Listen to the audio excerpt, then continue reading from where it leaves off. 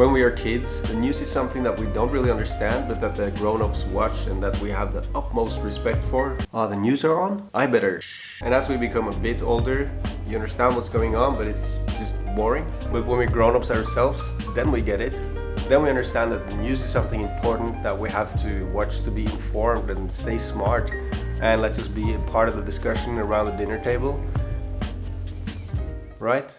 Especially this past year, there's been a couple of stories that has given me a different perspective on the news. And the first one is the American election. It lasted for such a long time and it felt like it completely took over the news picture, even here in Norway. People just couldn't get enough of it, and I watched it myself because they're so good at creating such a spectacle out of it. And there were Norwegian reporters all across the states, and they were so good at switching from an important interview in Washington DC before they just went back to the studio in Oslo for a second, because there's an expert in studio that of course had some incredible insight that you've never heard before. And then you go back to Florida, and it felt like such a big deal, and you could argue that it was for us as well here in this part of the world, but like, we're not American. We can't vote, and to be honest, like, it doesn't make a significant impact on our lives here, no matter who wins the election. And of course the outcome is significant for the world, and it's interesting to know for sure. But I remember when Biden won, and I thought to myself, like, why did I even spend 1 second following what happened up until that point? The only thing I'm really left with is the feeling of having been mildly entertained. And now I wish that I rather spent that time watching something truly entertaining, like 90 Day Fiancé. And the second story is of course the pandemic. I'll keep it short. I remember following the numbers in the beginning, paying attention every day, looking at, ooh, it's going up. There it's going down again. It's coming back up. But those hourly or daily fluctuations really had zero impact on how I lived my life. As long as I followed the guidelines that maybe got changed in the press conferences that happened bi-weekly, then I'm doing the right thing. And paying attention to the daily ups and downs is really, from a practical standpoint, pretty useless. And of course this is a generalization and it's my experience, but I felt like the news was just trying to present the latest numbers in the most dramatic way possible. And they also added like very clickable cases of very sad but rare stories of young people dying. So eventually I tried to not get too caught up by the numbers. You could say that I became number numb.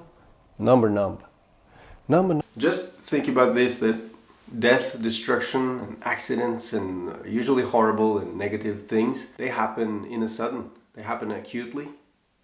They happen like that. And that's part of the fascination about it, that there's no build-up, there is just surprise. And that makes these kinds of news super clickable and like breaking news worthy. Like a building coming crashing down in only a couple of seconds, or someone suffering an obscure death. That's way more interesting and clickable and easy to put in the news and make ads of than, after 3 years, this building is done, the paint is dry, and congratulations. Or this grandpa changed his lifestyle and now he's healthy and able to play with his grandkids. That's not what keeps us entertained, it's the crashes and the burns. Crashes and burns? But is it so bad to just mindlessly scroll through the news even though you're not getting more out of it than some instant entertainment? Well, not at all. But what I try to do, and like a lot of the recent videos on this channel, and what I consistently try to do, is to live less on autopilot and rather try to be more intentional and aware of what I do. So I can waste all the time I want, that's totally fine, as long as I know that that's what I'm doing, and not that I try to tell myself that I'm being productive in some sort of way. Yeah, trying to get rid of those sneaky excuses. So yeah, I've basically learned or admitted that the way I'm watching the news is basically just like any other kind of entertainment, but it is disguised as something important that I'm gonna need to know to be informed, and lets me be a part of the really important conversations around the dinner table. Yeah, most of it is entertainment. So try to stick with the more reliable news outlets and try to sort out all the top offenders.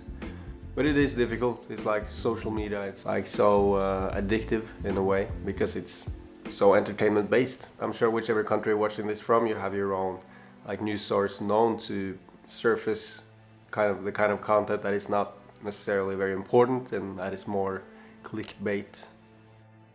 That picture was unrelated, but seems like a lot of the Brits are trying to do the same thing as I am. BBC instead of BBC. No, I'm not that I'm sorry. Yeah. So Google, please take all the cookies you can. Please save as much personal information as possible to serve me the most relevant and the most important news for me personally.